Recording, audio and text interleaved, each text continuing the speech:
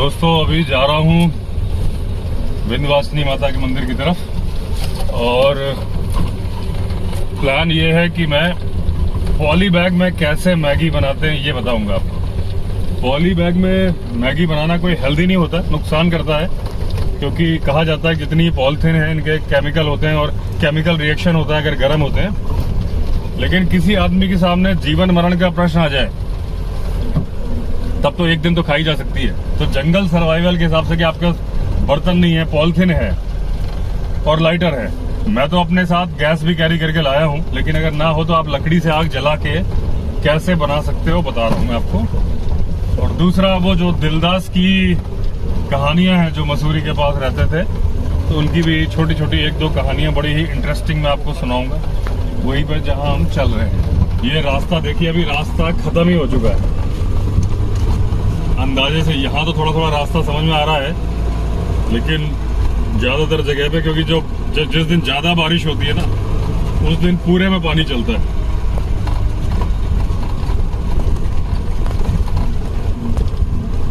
और अभी मैं अपनी जो जिप्सी चला रहा हूँ तो इसका इंजन इतना परफेक्ट है, देखिए वैसे बॉडी हल्की हल्की आवाज करती है, अभी बिल्कुल ना तो फर्स्ट गियर में गाड़ी चल रही है, बिल्कुल इंजन आवाज नहीं कर रहा है। अब जोर से चलाऊंगा तो बॉडी कहीं ना कहीं जिप्सी आपको पता है आवाज करेगी। अब मैं जब सेकंड गियर डाल रहा हूँ तब इधर उधर से बॉडी की आवाज आनी शुरू होगी, लेकिन वैसे रास्ता सेकंड गियर लायक है नहीं। ये दोस्तों यहाँ पर हम बनाने वाले हैं पॉली बैग में मैगी। ये इसकी तैयारी चल रही है डंडे से टांग के। जब तक तैयारी चल रही है तो मैं आपको एक स्टोरी सुना देता हूँ दिलदास की। दिलदास की बहुत ही छोटी छोटी कहानियाँ हैं, सच्ची कहानियाँ हैं, जो उनकी मुँह ज़बानी उन्होंने टेप रिकॉर्डर में रिकॉर्ड करी थी 1985 में। तो एक बार क्या हुआ कि दिलदास के पास उनके सारे कनेक्शंस अंग्रेजों के साथ थे। ये देखिए, पानी क्रॉस कर लूं पहले।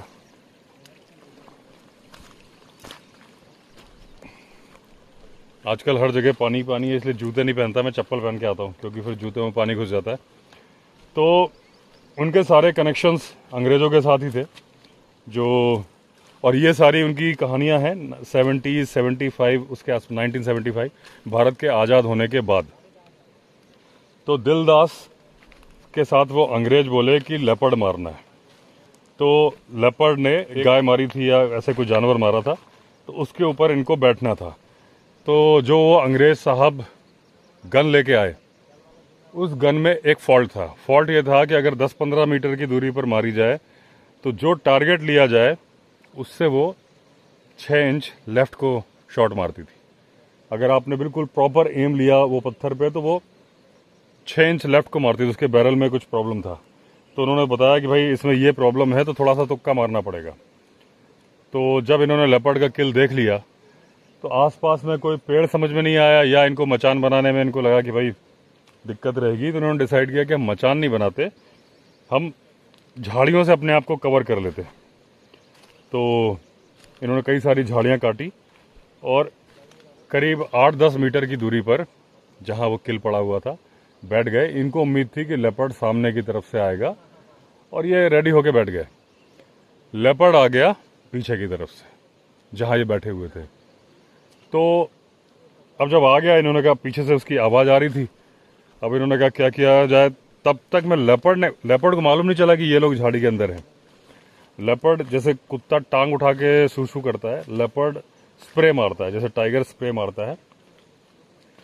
तो उसने उसी झाड़ी पे शूशू करी जिसके अंदर ये लोग बैठे थे, मतलब इनके ऊपर ही शूशू करी। अभी पार्किंग डियर की आवाज आई। ये 200 टाइगर टेरिटरी है, आपको मालूम है, ये पूरा पहाड़ जो है। और अभी राजा जी नेशनल पार्क में 76 टाइगर हो चुके हैं, उसमें से 4 तो मेरी जानकारी के अकॉर्डिंग यहाँ रहते हैं, एक टाइग्रेस और 3 बच्चे। और वो जो 3 बच्चे हैं उनको 76 में नहीं गिना गया है, क्योंकि 1.5 साल से ऊपर के टाइगर गिने गए हैं। और वो धमांद एरिया है, वहां पे भी, वो शायद वो पहाड़ के पीछे वहां पे भी एक बड़े टाइगर, मेल टाइगर की टेरिटरी है। ये जो फीमेल की टेरिटरी है, जहां मैं भी जा रहा हूँ विंध्यवासिनी माता के मंदिर, वहां तक जाती है। उस दिन पंडित जी ने बताया था कि अक्सर वहां पे टाइगर या टाइग्रेस पानी पीते हुए मिल जाती है। जब उसने लेपर्ड ने इनके ऊपर ही सुसु कर दी, फिर वो आगे निकल गया। और वो उसने, क्योंकि जब लेपर्ड या टाइगर आता है तो वो शिकार के आसपास एक राउंड लगाता है, कई बार आगे चला जाता है, देख लेता है हाँ भाई मामला ठीक है, फिर थोड़ा आगे चला जाता है, क्योंकि उसके मन में कहीं ना कहीं कोई डाउट होता है। तो वो लेपर्ड चला गया। अब ये वेट करते रहे। उसके बाद थोड़ी देर बाद लेपर्ड सामने के डायरेक्शन से, जहां इन्होंने उम्मीद की थी कि वहां से आएगा और ये तैयार होकर बैठे थे, वहां से लेपर्ड आया। अब इन्होंने अंदाजा लिया कि भाई लेपर्ड वहां पे है, मुझे टारगेट लेना है। तो इनको मालूम था कि जहां टारगेट लेना है उससे 6 इंच लेफ्ट हैंड साइड को ही मारेगी। तो वो थोड़ा सा 6 इंच का अंदाजा लेके कि राइट में इन्होंने शॉट मारा और शॉट सही लग गया। तो लेपर्ड मर गया, लेकिन ये पहले उसके पास नहीं गए और जब इन्होंने जाके देखा तो लेपर्ड मरा था। फिर उसकी स्किन इन्होंने रख ली। ऐसा ही एक किस्सा हुआ था इनके साथ कि एक अंग्रेज साहब ने इनको अपनी गन दी थी और 2 एलजी कारतूस, जो कि बोला जाता है लार्ज गेम कारतूस, कि बड़ा जानवर भी जिससे मार दो। बड़ा जानवर मतलब टाइगर, लेपर्ड, भालू। तो 2 कारतूस दिए थे कि कभी तुम्हें जरूरत पड़ जाए, और इनको यूज करने के लिए गन दी थी। तो एक गांव में सांड को मार दिया लेपर्ड ने, और गांव में एक फेस्टिवल चल रहा था, किसी बात का था, काफी नाच गाना चल रहा था। तो जब ये दिलदास वहां गए तो पहाड़ में फेस्टिवल में ड्रिंक, शराब तो चलती है, तो लोगों ने कहा कि भाई तुम भी पियो। तो वो बोले मुझे शिकार करने जाना है, जहाँ पे लेपर्ड ने सांड मारा है वहां मैं जा रहा हूं, तो मैं 1 गिलास पीऊंगा। तो इन्होंने 1 गिलास पिया और चले गए। इनके साथ आवाज आई, ऐसे लगा कि स्पॉटेड डियर की है, या वहां बच्चे नहा रहे हैं आगे जहां हमारी जिप्सी खड़ी, हो सकता है उनकी आवाज हो। कुछ लोग वहां पे भी बैठे हैं। तो जब ये जाने लगे तो इनके साथ एक लड़का था, कम उम्र का लड़का था, जो कि टॉर्च, सर्च लाइट कैरी कर रहा था।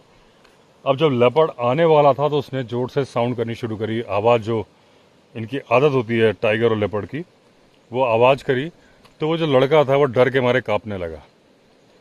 तो ये बिल्कुल विजिबल था। तो ये बोले भाई देख, अभी तेरे को टाइम है, चला जा, क्योंकि तू ऐसा करके सारा काम खराब करेगा। अगर तुझे डर लग रहा है तो तू चला जा, अभी मौका है। नीचे पहाड़ के नीचे से गांव वालों के जो नाच गाने की आवाज़ें आ रही थी। तो फिर वो इन्होंने सांत्वना दी, भाई कुछ नहीं होगा, मेरे पास बंदूक है, चिंता मत करो। तो वो रुक गया। अब उसके बाद में जब लेपर्ड आया तो इन्होंने वेट किया। इन्होंने सोचा कि 10-15 मिनट में ये शिकार को खा ले, उसके बाद मारूंगा, सेटल हो जाए। क्योंकि शुरू में बहुत ज़्यादा सस्पिशियस होता है, टाइगर हो लेपर्ड हो, उसको लगता है यहाँ कोई गड़बड़ तो नहीं है। लेकिन जब 10-15 मिनट हो जाते हैं फिर वो रिलैक्स हो जाता है। तो ये चाहते थे कि वो रिलैक्स हो जाए तब मारूं। अच्छा, अंधेरा था, और दोस्तों आपको मालूम है कि जब रात होती है तो पहले अंधेरा होता है, उसके बाद चंद्रमा निकलता है। मतलब जो सूरज डूबता है तो घुप अंधेरा हो जाता है, फिर चंद्रमा थोड़ी देर बाद आता है। जब तक लेपर्ड आया तब तक चंद्रमा आया नहीं था। तो ये अंदाजा लगा रहे थे कि लेपर्ड बैठा है कि खड़ा है। और यहाँ दिलदास बोल रहे थे कि बहुत सारे शिकारी गलती ये करते हैं कि उनको लगता है कि शिकार के ऊपर लेपर्ड खड़ा है, एक्चुअली वो बैठा होता है, और वो जो खड़े का अंदाजा लेके निशाना मारते हैं, निशाना चूक जाता है। तो इन्होंने चंद्रमा के आने, तो इन्होंने चांदनी होने का इंतजार किया। जब चंद्रमा आ गया, दिखने लगा, तो इन्होंने देखा कि लेपर्ड खड़ा हुआ था। इन्होंने टारगेट लिया, गोली मार दी, बिना कोई आवाज किए लेपर्ड वहां गिर गया। इनको एग्जैक्टली नहीं दिख रहा था, इन्हें लगा कि इनका निशाना मिस हो गया है, क्योंकि कुछ तो आवाज करता। जनरली जब लेपर्ड को, टाइगर को गोली मारी जाए तो एक बार वो गुर्राहट करता है, जंप भी करता है। तो लेकिन वो बिल्कुल हेड शॉट लग गया होगा, तो वो नहीं हुआ।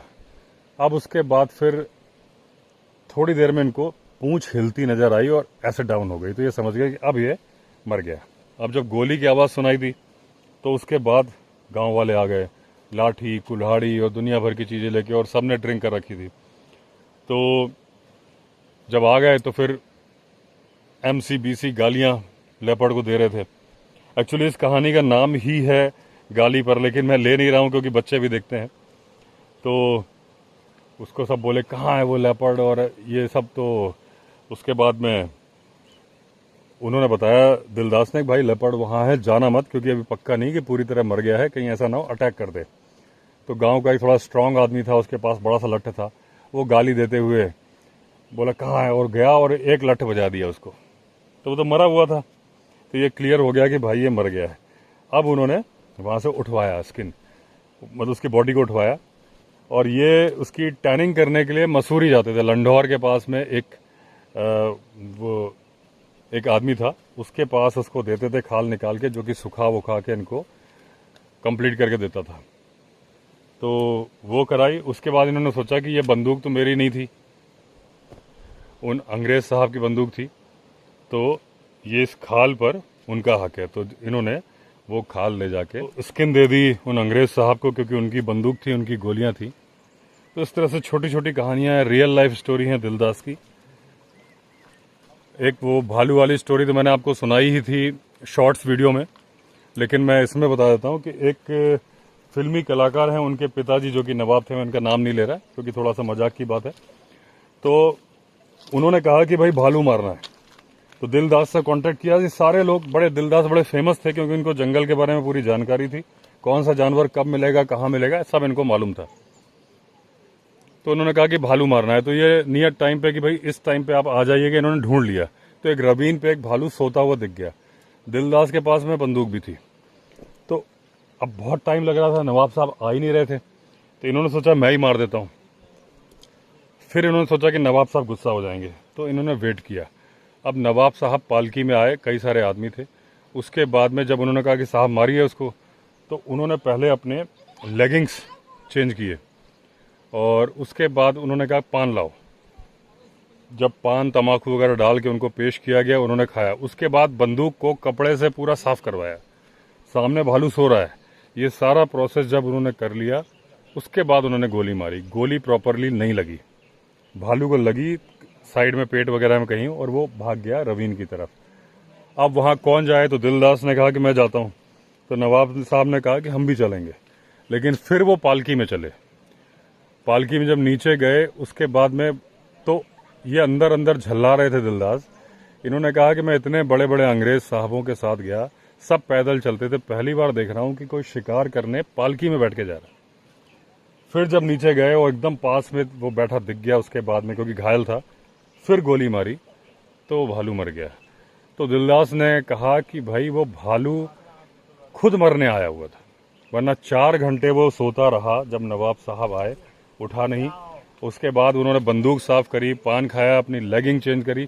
उसके बाद पालकी से गए, गोली मारी तो भागा। उसके बाद फिर वो थोड़ी दूर पे मिल गया, तब ये नवाब साहब फिर पालकी से गए और फिर मरा।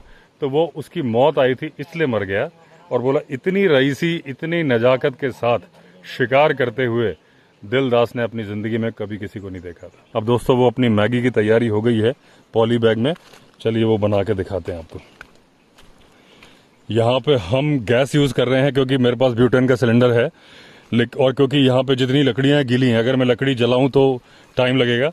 पर्पज़ ये है कि अगर सर्वाइवल में आपको भूख लगी है और आपके पास बर्तन नहीं है, तो किस तरीके से आप मैगी बना सकते हो, ये है। ये देखिए दोस्तों, हमने लकड़ी का स्टैंड बना दिया है। जिस तरह से ये हमने प्लेस किया हुआ है अपना स्टोव, इसी में लाइटर है। वैसे मेरे पास एक्स्ट्रा लाइटर है क्योंकि कई बार इसका लाइटर थोड़ा देर में काम करता है, लेकिन ये ऊंचाई कम है भाई, ये तो सट जाएगा उसमें, देखो। तो इसमें हम पॉली बैग में, ये जो पॉली बैग है इसमें हम पानी भरेंगे। लीक कर रहा है क्या? ये पॉली बैग फटा हुआ है, हमारी पॉलीथिन ने धोखा दे दिया है। इसमें गांठ बांधी है, लेकिन इतने में बनेगी नहीं। तो अभी हम सोहन लाल जी की दुकान जाके दूसरी पॉलीथिन लाते हैं, जो दुकान में जाना भी था हमें, फिर बनाएंगे उसको। ये स्टैंड अपना ऐसे ही बने छोड़ देते हैं। दोस्तों विंध्यवासिनी माता के मंदिर के नीचे जो शॉप हैं वो सब इस टाइम पे शिफ्ट कर देते हैं। सोहन लाल जी ने भी अपनी दुकान पीछे अपने घर में शिफ्ट कर दी है, क्योंकि 2-3 बार उनकी दुकान बह चुकी है, सामान वगैरह। बस ये टेम्परेरी चीज़ें रखी हुई हैं। और यहाँ से ये पूरा बह गया है, ये पहले आगे तक था, यहाँ से गाड़ी चढ़ने का रास्ता होता था, ये जो दिख रहा है ये बह गया है। यहाँ शॉप वगैरह लगी होती थी, वो तो कोई बात नहीं, दोबारा लग जाएंगी। ये विंध्यवासिनी माता के मंदिर, जहाँ से हम ऋषिकेश की तरफ से आते हैं। आजकल तो हम नीलकंठ महादेव की तरफ से आ रहे हैं, पहले यहाँ से आते थे, पानी बहुत ज़्यादा है। और ये साइड है जहाँ हमारे यहाँ जाते हैं। ये दो नदियों का संगम है। उधर से नदी आ रही है टेणो, जिससे अभी हम होके आए। जिप्सी भी हमने पीछे खड़ी कर दी, एक जगह लग रहा था कि फालतू पानी ना बढ़ जाए, तो यहाँ से 100 मीटर दूर हमने गाड़ी खड़ी कर दी है। तो आप ये देखिए पूरा एरिया, ये ज़मीन, ये रोड वहाँ तक होती थी। ये देखिए, ये यहाँ से पूरा गाड़ियाँ चढ़ती थी ऊपर, ये पूरा बह गया है। अभी सोहन लाल जी के घर आया था मैं, तो उन्होंने बोला कि कटहल ले जाओ सर। तो अभी हरिमोहन तोड़ रहा है, वो कटहल लगा है। बहुत बड़े बड़े कटहल थे। तो ये देखिए, इसमें भी लगे हुए हैं, काफ़ी बड़े ही हैं। ये देखिए, ये हाथ से तोड़ लोगे कि कुछ काटना पड़ेगा? टूट जाएगा। तो आज फिर इस कटहल की सब्जी बनवाते हैं। बहुत सारे लगे हुए हैं। सोहन लाल जी की ज़मीन की लोकेशन बहुत अच्छी है, लेकिन प्रॉब्लम यह है कि इनकी ज़मीन बहती जा रही है हर साल। इधर से भी नदी आ रही है और एक नदी इधर से आ रही है, तो हर साल इनकी ज़मीन कट जा रही है। अभी भी मैंने आपको दिखाया था, जहाँ से गाड़ी चढ़ती थी दुकान के सामने बह गई। मैं देख रहा हूँ पिछले 10 साल से थोड़ी थोड़ी करके इनकी ज़मीन बहती जा रही है। कायदे से ग्राम पंचायत को या गवर्नमेंट को जो पुश्ते लगाते हैं, रिटेनिंग वॉल लगाते हैं, लोगों की ज़मीन ना बहे, तो वो लगाना चाहिए, वरना धीरे धीरे पानी से बहती जा रही है ज़मीन। अभी दोस्तों पुष्कर जी से गाड़ी चलवा के देख रहा हूँ ऑफ रोडिंग में,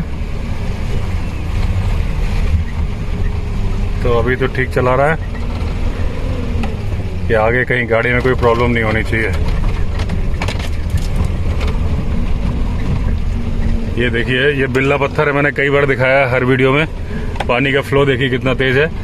अभी जहाँ गाड़ी चल रही है कोई रास्ता नहीं है, बस तुक्के पे। अभी तो जब मैं लेके आया था वो निशान है, उसी पे जा रहे हैं, वो सामने चढ़ा नहीं। और जब ये अक्टूबर के आसपास फिर जेसीबी चलवाते हैं, जितने भी रिजॉर्ट ओनर हैं वो मिलके जेसीबी चलवा देते हैं, तो फिर रास्ता बन जाता है प्रॉपर। हर बार रास्ता चेंज होता है, कभी रास्ता वहां चला जाता है, कभी यहाँ आता है, कभी यहाँ आता है।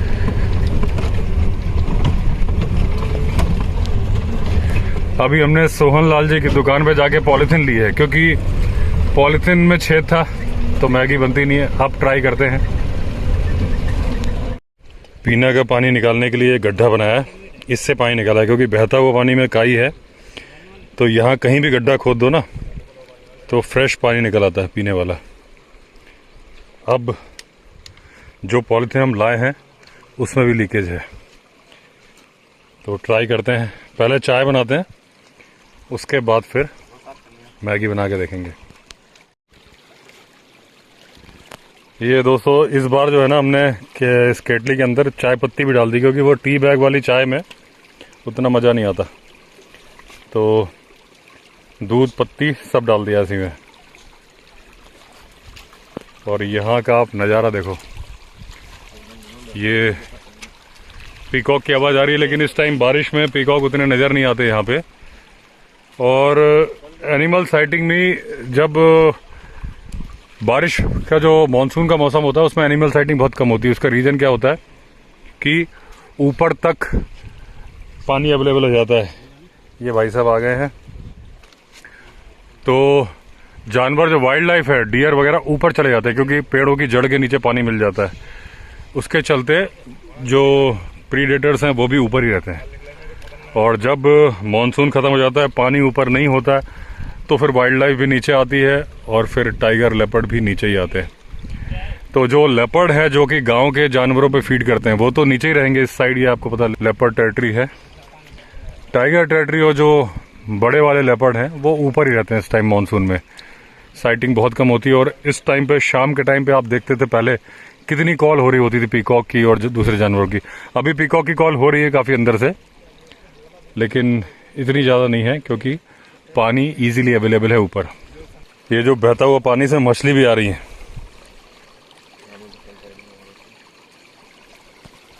चाय में उबाल आने वाला है दोस्तों,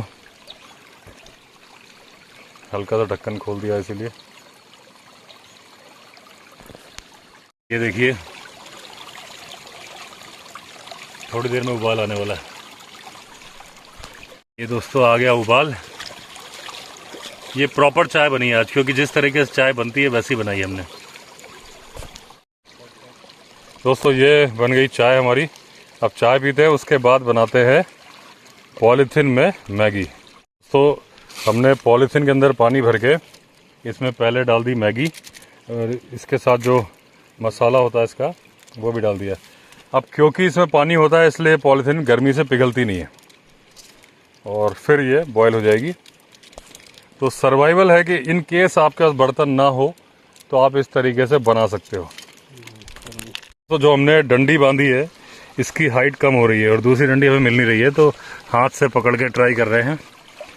पानी भर लिया है इसलिए आग के बाद इसको पिघलना नहीं चाहिए। ये